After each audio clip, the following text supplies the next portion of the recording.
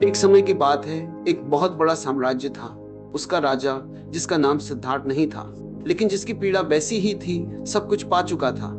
महल सोने के थे, बगीचे स्वर्ग जैसे थे और दास दासियों की कोई कमी न थी। फिर भी एक रात जब चांद पूरा खिला था, वो अपने महल की छत पर खड़ा होकर सोचने लगा, क्या बस यही है? क्या जीवन केवल इसी का नाम है? जन्म लेना, भोगना और एक दिन मिट्टी में मिल जाना। जब तक तुम्हारे मन में ये प्रश्न नहीं उठता कि क्या बस यही है, तब तक तुम्हारी धार्मिकता शुरू नहीं होती। वो हर राजा रातों को सो नहीं पाता था। उसे लगता था कि जिसे वो अपना कह रहा है, वो सब पराया है। जिसे वो स्वयं कह रहा है, वो केवल एक नाम है जो दूसरों ने उसे दिया है। समाज ने उसे सम्राट कहा तो उसने मान लिया, पिता ने उसे पुत्र कहा तो उसने मान लिया, लेकिन वो स्वयं क्या है? राजा ने एक दिन अपने वजीर को बुलाया और पूछा, वजीर, मुझे बताओ, मेरा असली चेहरा क्या है? वजीर हंसा और बोला, महाराज, शीशा देख लीजिए। राजा ने शीशा देखा, लेकिन उसे वहां केवल झुर्रियां, मुकुट और हाड़ मांस का एक पुतला दिखा। उसने कहा, नहीं, ये तो वह है जिसे समय मिटा देगा। मुझे वह दिखाओ जो समय के पार है। यही मनुष्य की सबसे बड़ी विडंबना है। हम एक व्यक्तित्व, पर्सनालिटी ओढ़कर जीते हैं। पर्सनालिटी शब्द लैटिन के पर्सोना से आया है, जिसका अर्थ होता है मुखौटा। नाटक के पात्रों की तरह हम भी मुखौटे लगाए हुए हैं। कोई पिता का मुखौटा, कोई पति का, कोई अधिकारी का, और असली चेहरा वह कहीं पीछे छूट गया है, धूल जम गई है उस पर। भीड़ तुम्हें कभी तुम्हारा सच नहीं बताएगी, क्योंकि भीड़ को खुद का सच नहीं पता। भीड़ केवल भीड़ों का समूह है। राजा अपनी खोज में जंगल की ओर निकल गया। वहां उसने एक वृक्ष के नीचे एक फकीर को बैठे देखा। वो फकीर जोर जोर से हंस रहा था। राजा हैरान था, न उसके पास घर था, न कपड़े, न भोजन का ठिकाना, फिर भी वो इतना आनंदित क्यों था? राजा ने पूछा, तुम क्यों हंस रहे हो? क्या तुम पागल? फकीर ने कहा, मैं इसलिए हंस रहा हूँ क्योंकि तुम इतने कीमती कपड़े पहनकर भी इतने दरिद्र लग रहे हो, और मैं नग्न होकर भी सम्राट हूँ। तुम अपनी खोज में बाहर भाग रहे हो, जबकि जिसे तुम खोज रहे हो वो तुम्हारे भीतर बैठकर तुम्हारा इंतजार कर रहा है। यही वो क्षण था जब राजा के भीतर कुछ टूटा। अहंकार की दीवारें ढहने लगी। फकीर ने राजा को दीक्षा नहीं दी। उसने केवल एक सूत्र दिया, देखना सीखो। जब तुम चल रहे हो तो बस देखो कि तुम चल रहे हो। जब तुम सांस ले रहे हो तो साक्षी बनो कि सांस अंदर जा रही है और बाहर आ रही है। दृष्टा बनो, करता नहीं। हम कर्ता बनने की कोशिश में थक जाते हैं। हम सोचते हैं कि हम कर रहे हैं। सत्य यह है कि जीवन हो रहा है, तुम केवल एक माध्यम हो। जैसे एक बांसुरी में से संगीत बहता है, बांसुरी संगीत पैदा नहीं करती, वह बस खाली हॉलो होती है ताकि परमात्मा का संगीत उससे बह सके। राजा जब आंखें बंद करके बैठा तो उसे शांति नहीं मिली, उसे मिला विचारों का तांडव। कल की चिंता, आने वाले कल का डर, पुरानी यादें। मन एक ऐसा बंदर है जिसे शराब पिला दी गई हो और जिसे बिच्छू ने काट लिया हो, वो कभी शांत नहीं रहता। लेकिन फकीर ने कहा, विचारों से लड़ो मत। लड़ने का मतलब है उन्हें महत्व देना। बस किनारे बैठकर देखो, जैसे तुम सड़क पर चलती हुई कारों को देखते हो। तुम कार नहीं हो, तुम देखने वाले हो। धीरे धीरे राजा ने देखा कि विचारों के बीच में छोटे छोटे अंतराल, गैप्स आने लगे। एक विचार गया, दूसरा अभी आया नहीं। उस बीच के शून्य में ही परमात्मा का निवास है। वह शून्य ही मंदिर है। राजा ने सोचा कि अब वह सब कुछ त्याग देगा। उसने अपने रेशमी वस्त्र फाड़ दिए और नंगे पैर कांटों पर चलने लगा। उसने सोचा कि शरीर को तपाने से परमात्मा मिलेगा। तभी वह फकीर फिर प्रकट हुआ और खिलखिलाकर हंसा। फकीर ने कहा, मूर्ख, पहले तू संसार को पकड़ने का अहंकार कर रहा था, अब तू त्याग करने का अहंकार कर रहा है। पहले तू महल में बंद था, अब तू जंगल की धारणाओं में बंद है। परमात्मा न तो भोग में है और न ही त्याग में। परमात्मा मध्य में है। तथाता एक्सेप्टेंस जो है उसे स्वीकार करो। अगर भूख लगी है तो भोजन करो, अगर नींद आई है तो सो जाओ। जीवन को उसके स्वाभाविक रूप में स्वीकार करना ही सबसे बड़ी तपस्या है। दमन, सप्रेशन केवल विकृति पैदा करता है। राजा के मन में एक नया प्रश्न उठा, क्या प्रेम मार्ग में बाधा है? उसने वर्षों से अपनी रानी और बच्चों को नहीं देखा था। उसे ग्लानि महसूस होने लगी। प्रेम कोई बाधा नहीं, बल्कि ध्यान का द्वार है। लेकिन वो प्रेम नहीं जिसे तुम मोह कहते हो। मोह मांगता है, प्रेम देता है। मोह बांधता है, प्रेम मुक्त करता है। यहाँ हम कहानी में एक नया मोड़ लाएंगे। राजा अपनी रानी से मिलने वापस महल जाता है, लेकिन एक भिखारी की तरह नहीं, बल्कि एक सम्राट की तरह जिसका हृदय अब करुणा से भरा है। उसने देखा कि प्रेम शरीर का मिलन नहीं, बल्कि दो आत्माओं का एक संगीत में लयबद्ध होना है। सच्चा वैराग्य वह नहीं जो घर छोड़कर भाग जाए। सच्चा वैरागी वह जो घर में तो रहे, लेकिन घर उसके भीतर ना रहे। जैसे कमल का पत्ता पानी में रहता है, पर पानी उसे छू नहीं पाता। राजा महल की सीढ़ियों पर खड़ा था। पहरेदारों ने उसे नहीं पहचाना। उसकी आंखों में एक ऐसी चमक थी जो पहले कभी न थी। रानी सामने आई। उसने देखा कि यह वही व्यक्ति है जिसे उसने विदा किया था, पर भीतर से कोई और ही लौट कर आया है। बुद्ध जब घर लौटे थे तो यशोधरा ने पूछा था, जो तुमने जंगल में पाया क्या वह यहाँ नहीं मिल सकता था? बुद्ध मुस्कुराए और कहा, मिल तो सकता था, पर यहाँ रहने वाला वह मैं बहुत शोर मचा रहा था। उस मैं को शांत करने के लिए ही मुझे दूर जाना पड़ा। जैसे जैसे राजा ध्यान में डूबने लगा, उसे सिद्धियां महसूस होने लगी। उसे लगा कि वह दूसरों के विचार पढ़ सकता है, वह शांत है, वह महान है। यही अहंकार का सूक्ष्म रूप स्पिरिचुअल ईगो है।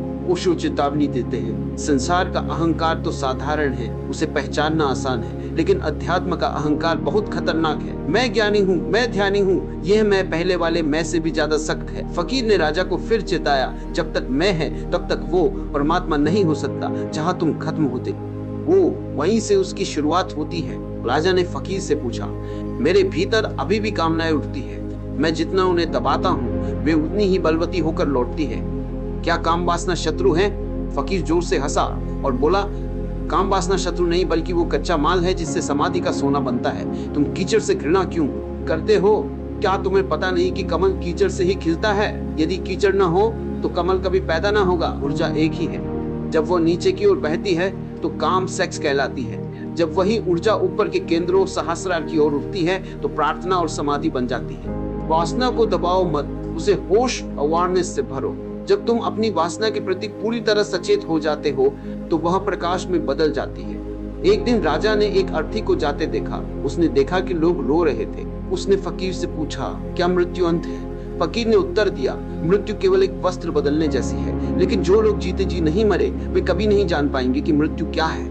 ध्यान मेडिटेशन का अर्थ है स्वैच्छिक मृत्यु। अपने अहंकार को अभी मार दो ताकि जब मौत आए तो वो तुमसे कुछ छीन न सके। मृत्यु का भय वास्तव में जीवन न जी पाने का भय है। जो व्यक्ति प्रतिपल समग्रता टोटलिटी से जीता है वो मृत्यु का स्वागत एक उत्सव की तरह करता है। यहाँ हम कहानी में राजा को शमशान में बैठाएंगे, जहाँ वह जलती हुई चिताओं को देखकर यह अनुभव करेगा कि वो शरीर नहीं है। आधी रात का सन्नाटा था।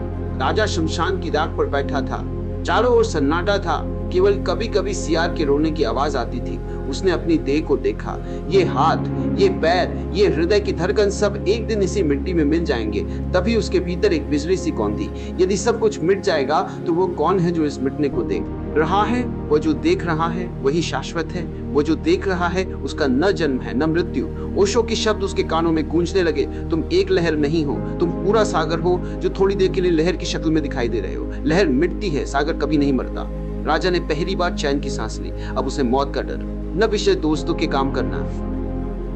ठीक है चाचा थे नहीं था, क्योंकि अब उसके पास खोने को कुछ बचा ही नहीं था। जोरबा द बुद्धा, एक ऐसा मनुष्य जो बाहर से जोरबा की तरह जीवन का आनंद ले, खाना पीना नाचना, और भीतर से बुद्ध की तरह शांत हो।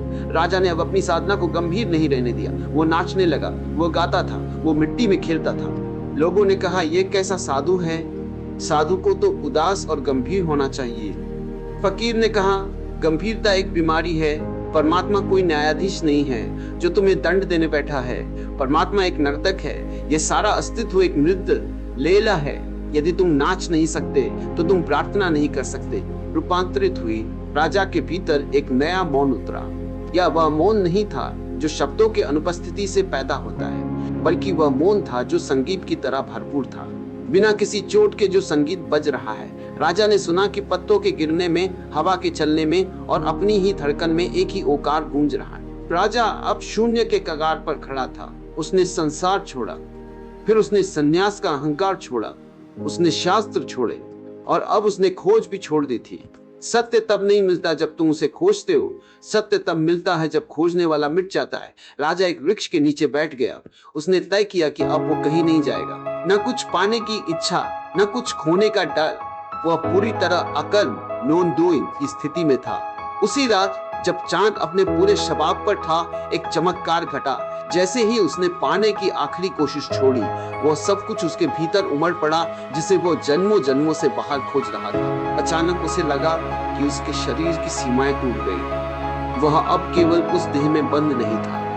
वह हवा बन गया जो पेड़ों से गुजर रही थी। वह नदी बन गया जो कल कल बह रही थी। वह आकाश बन गया जो सबको अपनी गोद में समाये हुए था। ज्ञान, इंफॉर्मेशन और बुद्धत्व, एनलाइटनमेंट में यही फर्क है। ज्ञान उधार है, बुद्धत्व तुम्हारा अपना अनुभव है। बुद्धत्व का अर्थ है यह जान लेना कि तुम कभी खोए ही नहीं थे, तुम हमेशा से वही थे, बस तुम जाग रहे थे और देख नहीं पा रहे थे। उसने देखा कि सारा अस्तित्व प्रकाश से भरा है, वहां कोई दुख नहीं था, कोई अंधेरा नहीं था, केवल एक अंतहीन आनंद, ब्लिस था जो अकारण था। उस दिव्य क्षण में राजा की आंखों से आंसू बहने लगे, पर ये दुख के आंसू नहीं थे, ये कृतज्ञता, ग्रैटिट्यूड का महासागर था।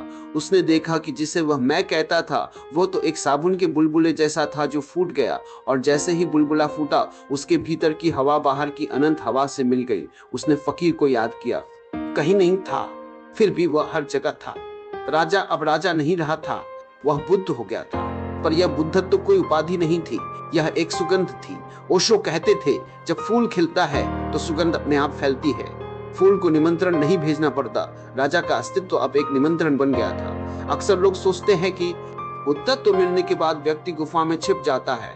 सच्चा बुद्ध वो है जो बाजार में खड़ा हो, शोर के बीच हो, लेकिन उसके भीतर का संगीत ना टूटे। राजा वापस अपने नगर लौटा, लेकिन इस बार वह राज करने नहीं बल्कि बांटने लौटा था। वह अब देने के लिए आया था। उसने देखा कि लोग अभी भी उन्हीं छोटी छोटी बातों पर लड़ रहे हैं, पैसा, पद, घृणा। उसने हंसना शुरू किया। उसकी हंसी में एक ऐसी खनक थी कि जो उसे सुनता उसका दुख कम हो जाता। उसने कोई धर्म नहीं चलाया, उसने केवल लोगों को जीना सिखाया। कहानी का अंत एक बड़े उत्सव के साथ होता है। मेरे सन्यासी उदास नहीं होंगे, ओशो कहते थे। वे नाचेंगे, वे गाएंगे, वे जीवन के हर रंग का आनंद लेंगे। राजा ने अपने राज्य को एक ओशिस ओआसिस बना दिया, जहां हर व्यक्ति स्वतंत्र था, जहां ध्यान और प्रेम का मिलन था। मृत्यु अब डरावनी नहीं थी, क्योंकि सबने जान लिया था कि जो भीतर है वो कभी मरता नहीं। इस महागाथा का समापन इस बोध के साथ होता है कि परमात्मा कोई लक्ष्य नहीं है, बल्कि जीवन जीने का ढंग है। जब आप अपनी चाय को पूरे होश के साथ पीते हैं, जब आप किसी अजनबी को देखकर बिना शर्त मुस्कुराते हैं, जब आप मौन में बैठते हैं, तभी आप उस परम सत्य के करीब होते हैं। उपसंहार, एपिलोग। यह कहानी आपकी है, वह राजा आप है, वह फकीर आपका अंतर्मन है, और यह यात्रा अभी इसी वक्त शुरू हो सकती है। बस एक गहरी सांस लें और साक्षी बन जाएं।